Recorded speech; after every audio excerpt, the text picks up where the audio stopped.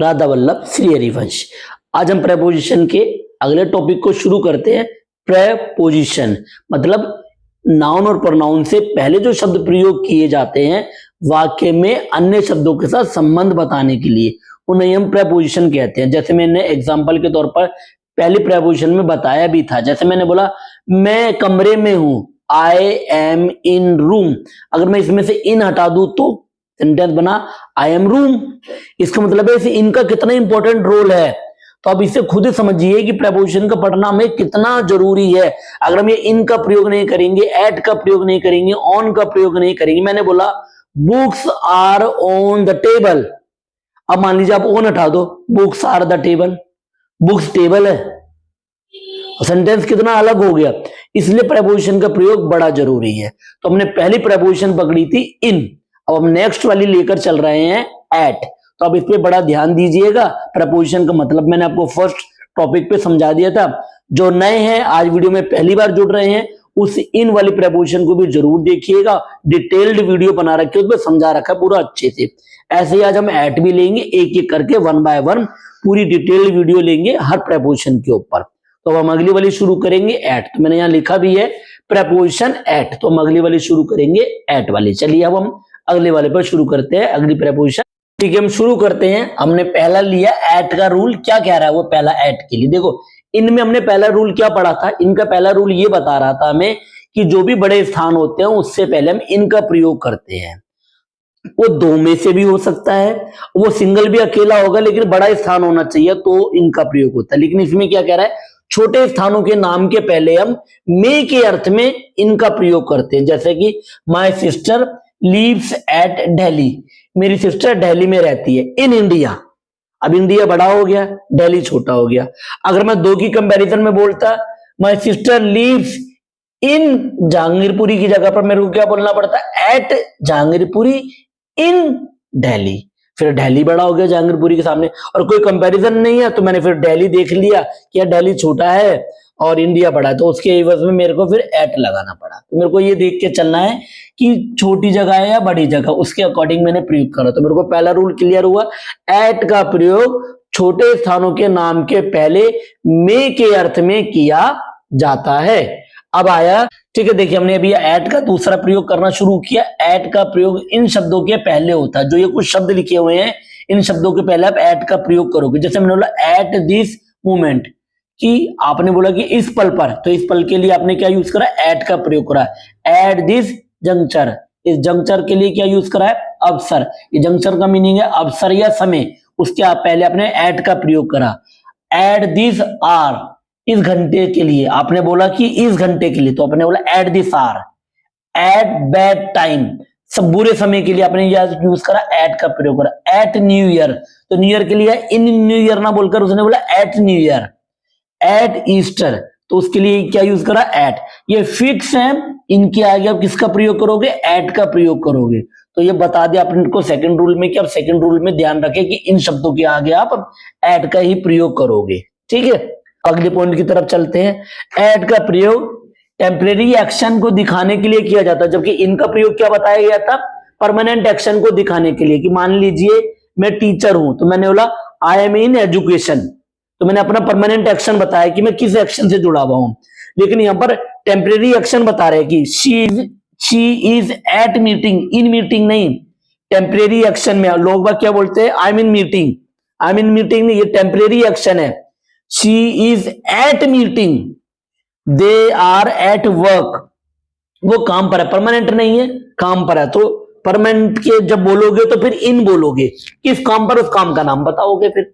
तो यहां पर काम का नाम नहीं बताया गया, तो दे आर एट वर्क, इसलिए ये टेम्परेरी बेसिस के लिए फिर एट का प्रयोग होता है कि टेम्परेरी बेसिस पे जो भी आप काम कर रहे हो उसके लिए। आगे आया एट का फोर्थ रूल, कि एट का फोर्थ रूल क्या बता रहा है। एट का प्रयोग कीमत, दर, चाल की दर को व्यक्त करने के वाले शब्दों से पहले किया जाता है। कीमत मतलब कोई भी समय है को आप बता रहे हो, उसकी प्राइस बता रहे हो। दर बता रहे हो उसकी, कि उसका रेट किस हिसाब से चल रहा है, ऐसे के लिए। शी गॉट दैट नोटबुक, उसे ये बुक मिली, या मतलब उसने ये बुक खरीदी एट ₹100, तो उसकी कीमत क्या बताई उसने, बताई 100 रुपीज। जब इस तरह से आप बता रहे हो, water sells at ₹10 a litre, किस दर से बेचा जाता है, 10 रुपए की दर के हिसाब से दूध को बेचा जाता है, या वाटर सेल्स बिकता है, या पानी हम बेचते हैं, या पानी बिकता है। Water sells at ₹10 a litre, इस हिसाब से हमने बताया। तो जब हम कीमत बताएं, दर बताएं या चाल बताएं, अब हम ट्रेन के सबके हिसाब से चाल बता रहे हैं तो फिर एट का प्रयोग करेंगे। कितने घंटे पर किलोमीटर के हिसाब से चलती है तो एट का प्रयोग करेंगे। The train runs at this kilometre, तो फिर हम एट का प्रयोग करेंगे। तो जब आप कीमत बता रहे हो किसी की तो एट लगाएं, दर बता रहे हो तो भी एट का प्रयोग करेंगे। ऐसे ही हम चाल भी बताएंगे तब भी एट का प्रयोग करेंगे। तो चाल बताने के लिए दर, ऐसे वाली दर बता रहे हैं कि किस प्राइस पर ये मिल रहा है, और उसकी परमानेंट कॉस्ट बता रहे हैं कि उसकी कीमत क्या है, तब भी आप एट का प्रयोग करेंगे। आई होप आपको ये चारों पॉइंट क्लियर हो रहे होंगे। करते हैं होमवर्क की, इनको होमवर्क भी बड़ा जरूरी है। बहुत सारे बच्चे होमवर्क बनाते नहीं है और होमवर्क करते नहीं है, जिस वजह से क्या होता है, जब तक आप प्रैक्टिस नहीं करोगे, मैं लेसन को कितना भी पढ़ा लूं उसका कोई बेनिफिट नहीं होगा। आप क्या दोगे, समझ में आ गया लेकिन आपने यूज नहीं करा। मैंने एग्जाम्पल के तौर पर कल भी ये बात समझाई थी कि मान लीजिए आप किसी गली से जा रहे हो और मैंने आपको उस गली का रास्ता पूरा समझा दिया, और आप उस गली से एक बार गए और फिर उसके बाद आप फिर कभी गए नहीं, तो आपको वो गली का रास्ता समझाकर भी कोई फायदा नहीं हुआ, क्योंकि आपने उसके बाद दोबारा उस गली में आना जाना किया ही नहीं, तो फिर भूल गए आप। तो इसलिए आप जब तक उसकी प्रैक्टिस बार बार नहीं करेंगे, उसके सेंटेंस नहीं बनाएंगे तो बात बनेगी नहीं। तो हम इसके कुछ सेंटेंस लेते हैं। जैसे हम पहले वाला रूल हमारा, एट का प्रयोग छोटे स्थानों के नाम के पहले हम मे के अर्थ में करते हैं, तो हम इसी के दो सेंटेंस ले लेते हैं, कोई दो छोटे स्थान। जैसे मैंने बोला कि तुम आदर्श नगर में रहते हो, क्या वह कलकत्ता के जिले में रहती है, ऐसे मैंने दो सेंटेंस ले लिए। अब आप ऐसी दो सेंटेंस को बना के रखिएगा, ये पहले पॉइंट से लिंक करेगा। और हम दूसरे पॉइंट के लिए लेते हैं कि मैं इस पल में जीना चाहता हूं, क्या तुम इस घंटे में मुझे मिलोगे, वह इस बुरे समय से गुजर रहा है। अब हम इस वाले के लिए लेते हैं। अब ये टेम्परेरी एक्शन को दर्शाने के लिए यूज में ला जाता है, जो टेम्परेरी एक्शन है। टेम्परेरी एक्शन में जैसे मैंने बोला कि अभी मैं स्कूल में पढ़ रहा हूं, अभी मैं स्कूल में पढ़ रहा हूं। अगला मैंने दूसरा बोल दिया, वे अभी क्रिकेट मैदान में खेल रहे हैं। आगे ले लिया मैंने, इसके दो पॉइंट बना लिए, आगे ले लिया। एट का प्रयोग कीमत, दर और चाल की को व्यक्त करने के लिए होता है। अब मैं मान के चलिए कोई कीमत बता रहा हूं, कीमत मतलब प्राइस बता रहा हूं किसी चीज का, इस पेन की कीमत 4 रुपए है। अब आप इस सेंटेंस को बना लीजिएगा। अब मैं किसी के दर की बता रहा हूं कि आलू 5 रुपए किलो मिलते हैं, अब ऐसे सेंटेंस बना लीजिएगा। क्या तुम गाड़ी 20 किलोमीटर के हिसाब से चलाते हो, ऐसे सेंटेंस बना लिया। कि हम कहां कहां पर इनका प्रयोग करते हैं। पहला हमने प्रयोग देखा छोटे स्थानों के आगे, दूसरा हमने प्रयोग देखा कि एट का प्रयोग इन शब्दों के पहले होता है, जो ये शब्द आपको फिक्स दिखा रखे हैं। तीसरा पॉइंट देखा जो टेम्परेरी एक्शंस हैं, कोई भी एक्शन जो आपको लगे टेम्परेरी एक्शन है, हाल फिलहाल के लिए किया जा रहा है, तब हम यूज करते हैं, तो उसके लिए हम प्रयोग करेंगे। शी इज एट प्लेइंग, मतलब वह खेल रही है, टेम्परेरी एक्शन के बेसिस पर हम बता रहे हैं, तो टेम्परेरी एक्शन के लिए बोल सकते हैं। और जब हम कीमत, दर या चाल तब बताएं, हम प्राइस बता रहे हैं किसी के, उसकी इतनी कीमत है, और हम किसी के बता रहे हैं कि ये इतनी कीमत पर बेचा जाता है, तब दर बताएंगे उसकी। अब हम चाल बता रहे हैं कि गाड़ी कितने किलोमीटर के हिसाब से चलती है, या ट्रेन या फिर कोई भी चीज कितनी चाल के हिसाब से चल रही है, या हम अपनी चाल के बारे में बात कर रहे हैं, तब भी एट का प्रयोग किया जाता है। ठीक है, तो ये 4 पॉइंट, 4 रूल आपने जाने एट का प्रयोग कहां होता है। अब हम बढ़ते हैं आगे अगले पॉइंट की तरफ। देखिए अब हमारा अगला पॉइंट शुरू होता है रूल नंबर 5 एट का। एट का प्रयोग एज और स्टेज को व्यक्त करने वाले शब्दों के पहले होता है। कोई हम एज बता रहे हो या स्टेज बता रहे हो। आई लेफ्ट स्कूल एट 18, मैंने स्कूल कब छोड़ दिया था, जब मैं 18 का। हुआ तब मैंने स्कूल छोड़ दिया था, तो मैंने उस एज को डिनोट किया, तो उस एज को डिनोट करने के लिए भी किसका प्रयोग होता है, एट का प्रयोग होता है। अब बहुत सारी चीजें अब आप एज के अकॉर्डिंग बता रहे हैं कि कोई काम मैं कब कर रहा था, किस एज पर था, मैं उस एज को या उस स्टेज को बता रहा हूं। मैंने कौन सी स्टेज पर स्कूल छोड़ दिया था, 18 की एज पर, तो आपने बता दिया। उस पर्पस को दिखाने के लिए आप किसका प्रयोग करोगे, एट का प्रयोग करोगे। वहां पे इन नहीं आएगा कि मैंने स्कूल छोड़ दिया था। अब आप कहोगे इसमें एट का तो कोई सेंस ही नहीं बन रही है, तो एट माने तो मे या पर होता है, मे पर भी होता है, के अंदर भी होता है, इन सब की सेंस एट ही होती है।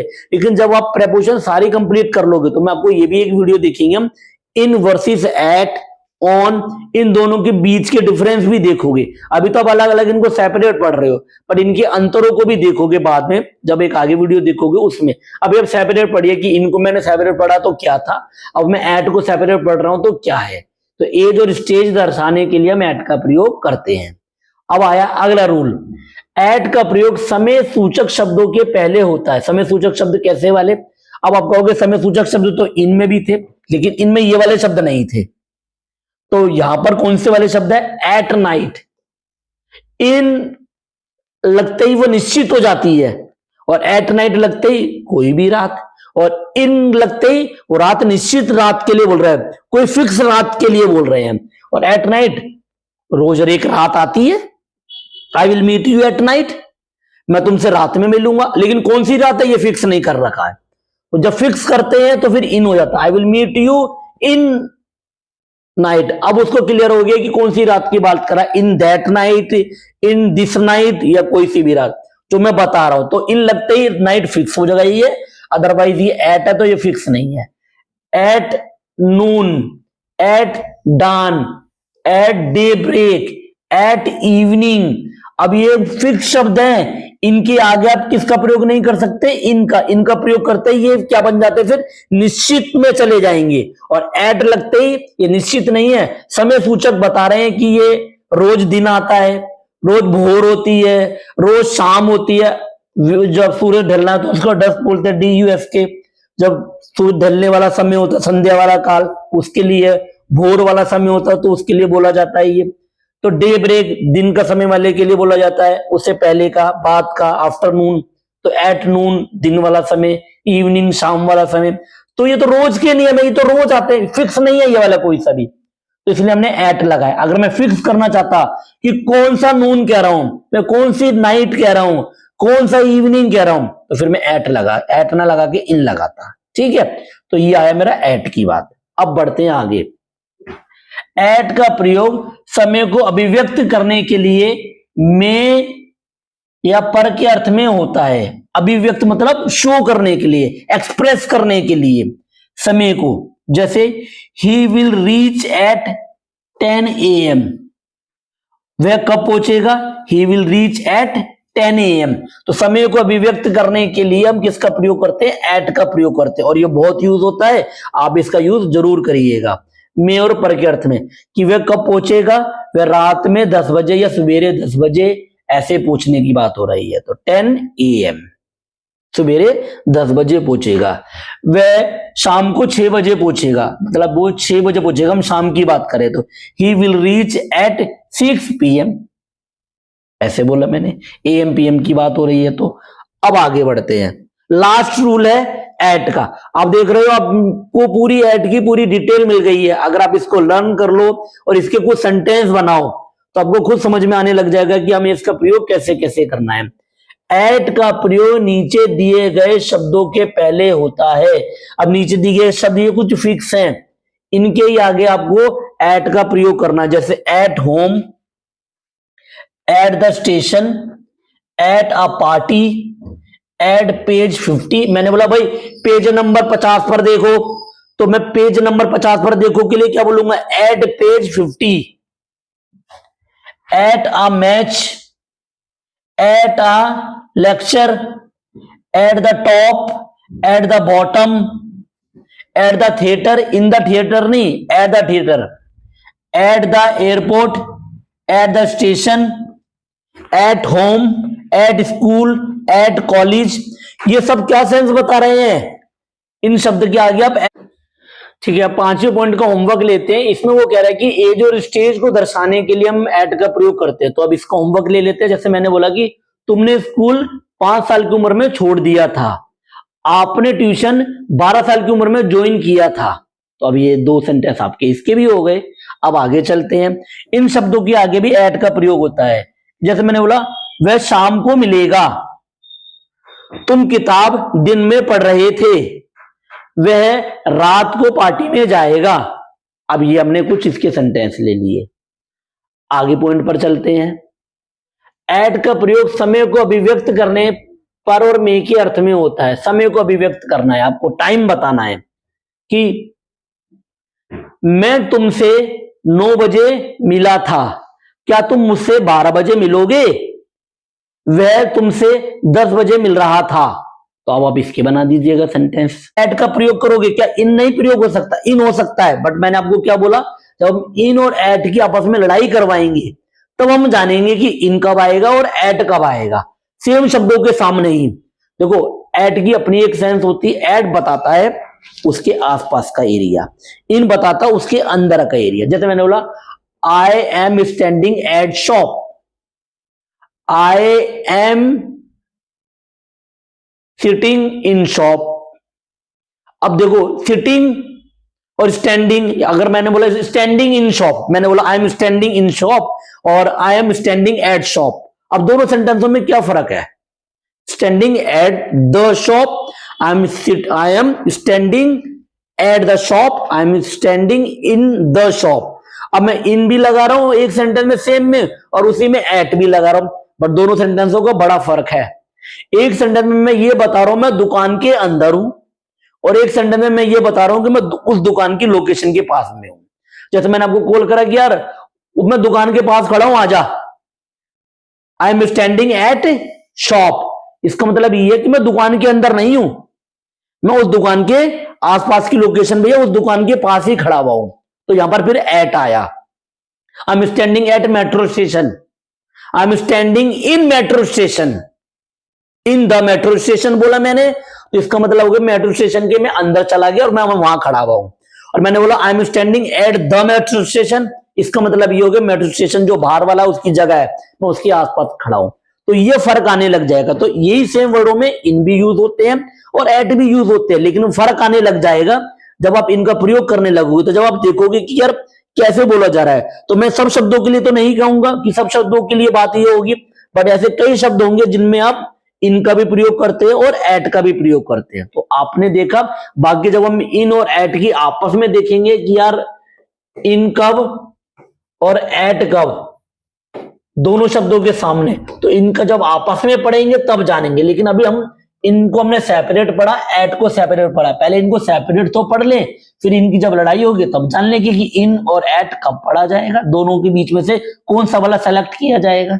ठीक है, आई होप आपको ये बात समझ में आ रही होगी। हम फिर अगली प्रेपोजिशन पर मिलेंगे और वो भी बड़ी इंटरेस्टिंग है। अभी पहले जो अभी मेन हमारे टॉपिक हैं प्रेपोजिशंस के, हम पहले उनको कवर करेंगे। जैसे हमने पहले ले लिया इन, दूसरा हम ले रहे हैं एट, ऐसे ही पहले मेन में लेंगे ऑन, टू, जो मेन होंगे पहले उनको कवर करेंगे, इनटू, ऐसे वाले को। वैसे तो प्रेपोजिशन बहुत सारी हैं, पर हम एक एक करके वो लेंगे जो पहले इंपॉर्टेंट वाली, फिर छोटी छोटी वाली 3 4 5 एक साथ ले लेंगे। ठीक है, हम फिर मिलेंगे नए टॉपिक के साथ। राधा वल्लभ श्री हरिवंश।